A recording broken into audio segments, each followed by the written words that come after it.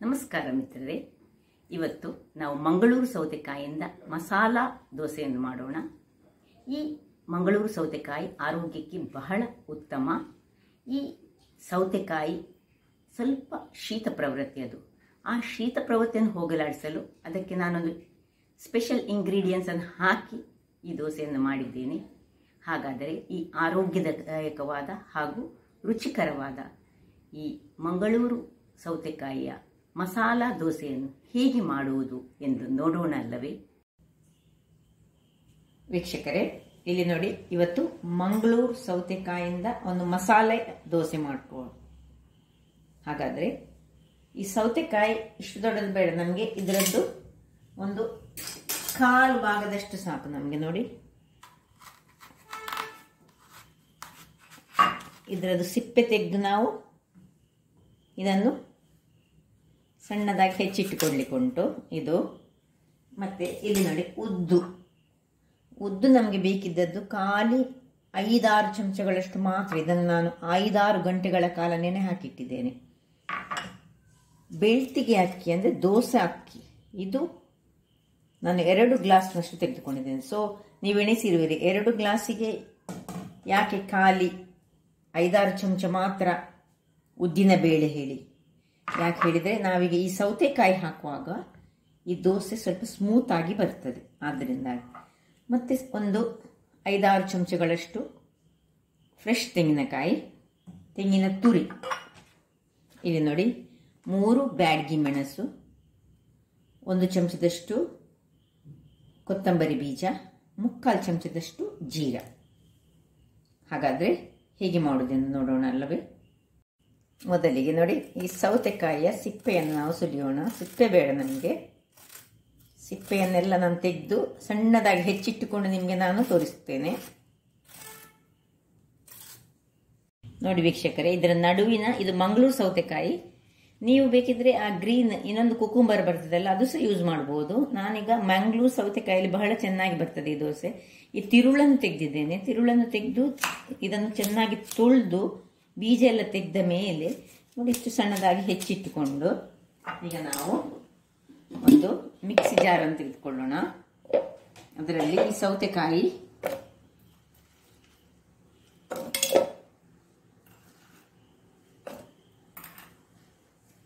ಹಾಕಿ ಈ ತೆಂಗಿನ ತುರಿಯನ್ನು ಹಾಕೊಳ್ಳೋಣ.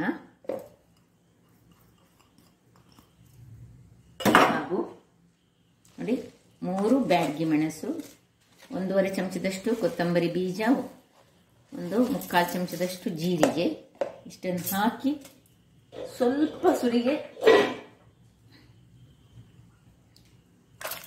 ಉದ್ದಿನ ಬೇಳೆ, ಸ್ವಲ್ಪ ಅಕ್ಕಿ ಹಾಕೊಂಡು ಗ್ರೈಂಡ್ ಮಾಡುವ. ನೀರು ಹಾಕೋದು ಬೇಡ. ಯಾಕೆ ಹೇಳಿದ್ರೆ ಈ ಸೌತೆಕಾಯಿ ತುಂಬಾ ನೀರು ಬಿಡ್ತದೆ. ಗ್ರೈಂಡ್ ಮಾಡಿ ತರ್ತೇನೆ ನಾನು, ಆಮೇಲೆ ನಾನು ತೋರಿಸ್ತೇನೆ. 2 ಬ್ಯಾಚ್ ಅಲ್ಲಿ ಮಾಡ್ತಾ ಇದ್ದೇನೆ ನಾನೀಗ ಅದನ್ನು. ನೋಡಿ ವೀಕ್ಷಕರೇ, ನೋಡಿ ಇಷ್ಟು ಗ್ರೈಂಡ್ ಆಗುವಾಗ ನಾನು ಸ್ವಲ್ಪ ನೀರು ಯೂಸ್ ಮಾಡಿದೆ. ಯಾಕೆಂದ್ರೆ ಈ ಕುಕುಂಬರ್ ಇದ್ದೆ ನೀರು ಸಾಕಾಗ್ಲಿಲ್ಲ, ಅದಕ್ಕೆ ಸ್ವಲ್ಪ ನೀರು ಯೂಸ್ ಮಾಡಬೇಕಾಯಿತು. ಕೆಲವೊಂದ್ಸತಿ ಕುಕುಂಬರ್ ಅಲ್ಲಿ ತುಂಬಾ ನೀರು ಇರ್ತದೆ. ನೋಡಿ, ಕಲರ್ ನೋಡಿ ಎಷ್ಟು ಚೆನ್ನಾಗಿ ಬಂದಿದೆ ನೋಡಿ. ಈಗ ಇನ್ನು ಉಳ್ದ ಇದನ್ನು ಸಹ ಹೀಗೆ ಗ್ರೈಂಡ್ ಮಾಡೋಣ. ನೋಡಿ, ಉಳ್ದ ಉದ್ದೊಂದು 5-6 ಚಮಚ ಮಾತ್ರ. ಅದರೊಟ್ಟಿಗೆ ಒಂಚೂರು ಮೆಂತೆ ತೆಗೆದುಕೊಂಡಿದ್ದೇನೆ ನಾನು. ಮತ್ತೆ ಇನ್ನು ತೆಂಗಿನಕಾಯಿ, ಇದು ಬೆಳ್ತಿಗೆ ಹಾಕಿ 2ನೇ ಸರ್ತಿ ಸಹ ಈಗ ಗ್ರೈಂಡ್ ಮಾಡಿ ತರ್ತೇನೆ ನಾನು. ಮತ್ತೆ ತೋರಿಸೋಣ. ನೋಡಿ ವೀಕ್ಷಕರೇ, ಸೆಕೆಂಡ್ ಬ್ಯಾಚ್ ಸಹ ರೆಡಿ ಆಯಿತು. ನೋಡಿ, ನಾನು ಮೆಣಸೆಲ್ಲ ಸುರಿನ ಬ್ಯಾಚಿನಲ್ಲೇ ಹಾಕಿದ್ದು ಮಸಾಲೆಗಳನ್ನು. ನೋಡಿ,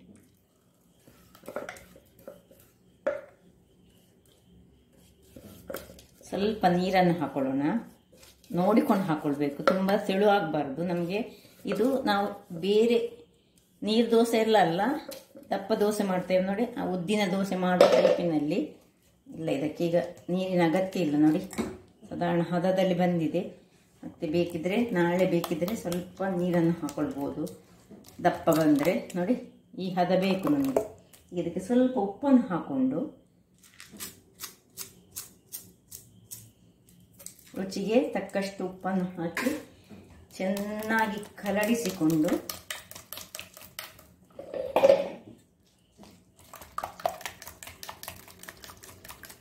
ನೋಡಿ, ನಾವು ಉದ್ದು ಖಾಲಿ 5 ಚಮಚದಷ್ಟು ಮಾತ್ರ ಹಾಕಿದ್ದು 2 ಗ್ಲಾಸಿಗೆ.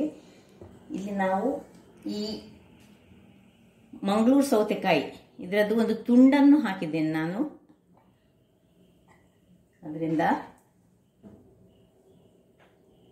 ಈಗ ನಾನು ಇದನ್ನು ಚೆನ್ನಾಗಿ ಕಲಡಿಸಿ ಒಂದು ಮುಚ್ಚಳವನ್ನು ಮುಚ್ಚಿ ಫರ್ಮೆಂಟೇಷನ್ಗೆ ಇಡ್ತಾ ಇದ್ದೇನೆ ನಾನು ಇದನ್ನು.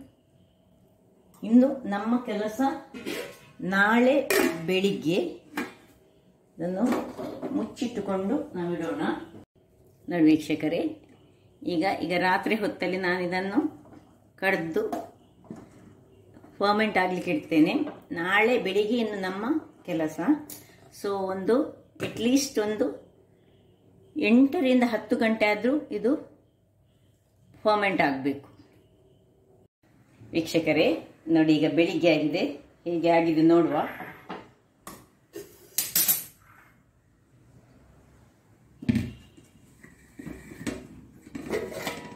ನೋಡಿ, ಒಳ್ಳೆ ಉಬ್ಬಿ ಬಂದಿದೆ ನೋಡಿ. ಅದಕ್ಕೆ ಸೌತೆಕಾಯಿ ಹಾಕಿದೆ. ಅದರಿಂದ ನೋಡಿ ಕಲರ್ ನೋಡಿ ಯಾವ ನಮೂನೆ ಕಲರ್ ಬಂದಿದೆ. ಮಸಾಲೆದು ಕಲರ್, ರೆಡ್ ಬ್ಯಾಡಿಗೆ ಚಿಲ್ಲಿಯ ಕಲರ್ ಬಂದಿದೆ. ಈಗ ಇದಕ್ಕೆ ಒಂದು ಚಮಚದಷ್ಟು ಸಕ್ಕರೆಯನ್ನು ನಾವು ಹಾಕೊಳ್ಳೋಣ. ಆಗ ಒಳ್ಳೆ ಕಲರ್ ಬರ್ತದೆ ಇದಕ್ಕೆ. ಯಾವುದಕ್ಕೆ ದೋಸೆಗೆ ಒಳ್ಳೆ ಕಲರ್ ಸಹ ಬರ್ತದೆ, ಮತ್ತೆ ಸ್ವಲ್ಪ ರುಚಿ ಸಹ ಹೆಚ್ಚಾಗ್ತದೆ. ಈಗ ಇನ್ನೊಂದು ಕೆಲಸ ಮಾಡಲಿಕ್ಕೆ ಉಂಟು ಇದಕ್ಕೆ. ಇಲ್ಲಿ ನಾನೀಗ ಒಂದು ಬಾಣಲೆಯನ್ನು ಬಿಸಿ ಮಾಡ್ತಾ ಇದ್ದೇನೆ. ಇದಕ್ಕೆ ಸ್ವಲ್ಪ ಎಣ್ಣೆಯನ್ನು ಹಾಕೊಳ್ಳೋಣ. ಸ್ವಲ್ಪ ಸಾಕು, 1 ಚಮಚದಷ್ಟು ಸಾಕು. ಸ್ವಲ್ಪ ಎಣ್ಣೆ ಬಿಸಿ ಆಗಲಿ. ಎಣ್ಣೆ ಬಿಸಿ ಆಗಿದೆ. ಈಗ ನಾವಿದಕ್ಕೆ ಕಾಳು ಮೆಣಸು, ಒಂದು 10 ಕಾಳು ಮೆಣಸು ಸುರಿಗೆ ಹಾಕೊಳ್ಳೋಣ. ಕಾಳು ಮೆಣಸು ಯಾಕೆ ಹಾಕೋದು ಹೇಳಿದ್ರೆ, ನಾವು ಸೌತೆಕಾಯಿಯನ್ನು ನಾವು ಯೂಸ್ ಮಾಡಿದ್ದೇವೆ. ಈ ಕೆಲವು ಶೀತ ಪ್ರವೃತ್ತಿಯವರಿಗೆ ಅದರಿಂದಾಗಿ ಶೀತ ಏನಾದರೂ ಆಗುವ ಚಾನ್ಸಸ್ ಇರೋದ್ರಿಂದಾಗಿ ಈ ಕಾಳು ಮೆಣಸು ಮತ್ತು ಈ ಬೇವಿನ ಸೊಪ್ಪು, ಅಂದರೆ ಕರಿಬೇವಿನ ಸೊಪ್ಪು, ಕರಿ ಲೀವ್ಸ್, ಚೂಚೂರು, ಇದನ್ನು ತುಂಬ ನಾನು ಸಣ್ಣದಾಗಿ ಹೆಚ್ಚಿಕೊಂಡಿದ್ದೇನೆ, ಹಾಕೊಳ್ತಿದ್ದೇನೆ. ನೋಡಿ ಸಾಕು ಹಾಕೊಳ್ಳೋದು. ಇದನ್ನು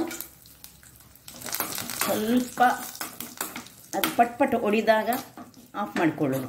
ಇನ್ನು ಚೂರು ತಣ್ಣಗಾಗಲಿ ಇದು. ಇಲ್ಲಿದು ತಣ್ಣಗಾಗ್ತಾ ಇರುವಾಗ ನಾವಿಲ್ಲಿ ದೋಸೆಗೆ ಕಾವಲಿಯನ್ನು ಇಟ್ಕೊಳ್ಳೋಣ. ಇದಕ್ಕೆ ಚಟ್ನಿಯೂ ಮಾಡ್ಬೋದು ವೀಕ್ಷಕರೇ. ಚಟ್ನಿ ಸಿಂಪಲ್ ಚಟ್ನಿ ಮಾಡಿದ್ರೆ ಸಾಕ್ತದೆ. ತೆಂಗಿನಕಾಯಿ, ಕಾಯಿ ಮೆಣಸು, ಹುಳಿ, ಉಪ್ಪು ಹಾಕಿ ಒಂದು ಚಟ್ನಿ ಮಾಡಿದ್ರೆ ಸಹ ಅದು ಬಹಳ ರುಚಿಕರವಾಗಿರ್ತದೆ. ಸಿಂಪಲ್ ಚಟ್ನಿ ಮಾಡಬೇಕು ಇದಕ್ಕೆ. ಈಗ ಇದೀಗ ತಣ್ಣಗಾಯ್ತು ನೋಡಿ. ಇದನ್ನು ಅದಕ್ಕೆ ಶಿಫ್ಟ್ ಮಾಡುವ. ಈ ಒಂದು ಕರಿಮೆಣಸನ್ನು ನೀವು ಫ್ರೈ ಮಾಡುವಾಗ ಜಾಗ್ರತೆ ಇರಬೇಕು. ಅದು ಬಹಳ ಸಿಡಿಯುವ ಒಂದು ವಸ್ತು. ಅದರಿಂದಾಗಿ ನಾವು ಜಾಗ್ರತೆಯಲ್ಲಿ ಅದನ್ನು ಮೇಲೆ ಹಾರ್ತದೆ. ಅದು ಎಣ್ಣೆಗೆ ಹಾಕಿದ ಕೂಡಲೇ ನೋಡಿ.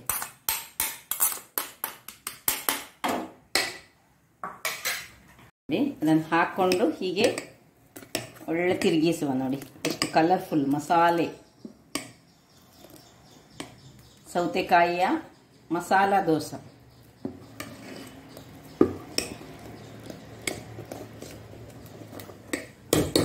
ಕಾವಲಿ ಬಿಸಿ ಆಗಲಿ. ಕಾವಲಿ ಬಿಸಿ ಆಯ್ತು ನೋಡಿ. ಈಗ ಹೇಗೆ ನಾವು ಉದ್ದಿನ ದೋಸೆ ಮಾಡ್ತೇವೆ ನೋಡಿ, ಹಾಗೆ ಇದನ್ನು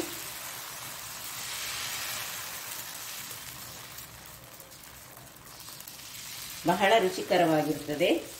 ನಿಮಗೆ ಎಷ್ಟು ದೊಡ್ಡದು ದೋಸೆ ಬೇಕೋ ಅಷ್ಟು ದೊಡ್ಡ ದೋಸೆ ಮಾಡಿದರೆ ಆಯಿತು. ಈಗ ಇದರ ಮೇಲೆ ಸ್ವಲ್ಪ ತುಪ್ಪವನ್ನು ಹಾಕೊಳ್ಳೋಣ.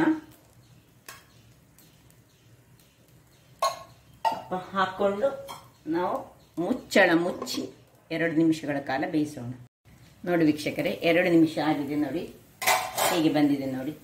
ಈಗ ಇದನ್ನೊಂದು ತಿರುಗಿಸಿ ಹಾಕೊಳ್ಳೋಣ. ತಿರುಗಿಸಿ ಬೇಕಿದ್ರೆ ಹಾಕೊಳ್ಬೋದು, ಇಲ್ಲದೆ ನೋಡಿ ಹೇಗೆ ಟೆಕ್ಸ್ಚರ್ ಬಂದಿದೆ ನೋಡಿ, ಏನು ಬಂದು ಇಲ್ಲಿ ಸಹ ಮೇಲೆ ಸ್ವಲ್ಪ ಇನ್ನು ಸಹ ನೀವು ಬೇಕಿದ್ರೆ ತುಪ್ಪ ಸ್ವಲ್ಪ ಸವರಿಕೊಳ್ಬೋದು. ಸಾಕು, ಒಂದೇ ನಿಮಿಷ ಕಡಿಮೆಯಲ್ಲಿ ಮಾಡಿಕೊಂಡು ನೋಡಿ ಆಯಿತು. ಈಗ ಇನ್ನೊಂದು ದೋಸೆಯನ್ನು ಹಾಗೆ ಸೇಮ್ ಪ್ರೊಸೀಜರ್, ಒಂದು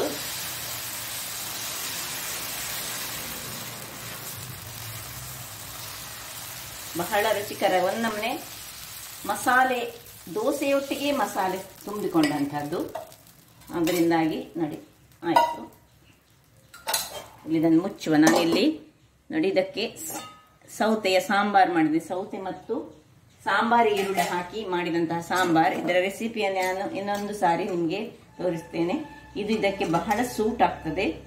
ಮತ್ತೆ ಚಟ್ನಿ ನಾನು ಹೇಳಿದೆಲ್ಲ, ಸಿಂಪಲ್ ಒಂದು ಚಟ್ನಿಯನ್ನು ಮಾಡ್ಬೋದು. ಯಾವುದು ಹೇಳಿದರೆ ಈ ತೆಂಗಿನ ತುರಿ, 1-2 ಕಾಯಿ ಮೆಣಸು, ಸ್ವಲ್ಪ ಹುಳಿ ಮತ್ತು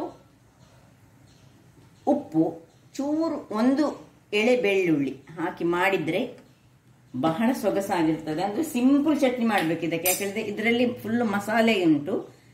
ಆದ್ರಿಂದಾಗಿ ನೋಡಿ, 2ನೇ ದೋಸೆ ಸಹ ಇಲ್ಲಿ ರೆಡಿ ಆಗ್ತಾ ಉಂಟು. ಆಗ್ಲಿ ಅದು ಇಲ್ಲಿ ನಾವು ಈಗ ಸಾಂಬಾರು ಮತ್ತೆ ಇದನ್ನು ಮತ್ತೆ ಸಹ ಬೆಸ್ಟ್ ಹೇಳಿದ್ರೆ ಇದನ್ನು ನಾವು ಬೆಣ್ಣೆಯೊಟ್ಟಿಗೆ ನಾವು ತಿನ್ಬಹುದು. ಬೆಣ್ಣೆಯೊಟ್ಟಿಗೆ ತಿಂದ್ರೆ ಇನ್ನೂ ಸಹ ತುಂಬಾ ಸೂಪರ್ ಆಗಿರ್ತದೆ.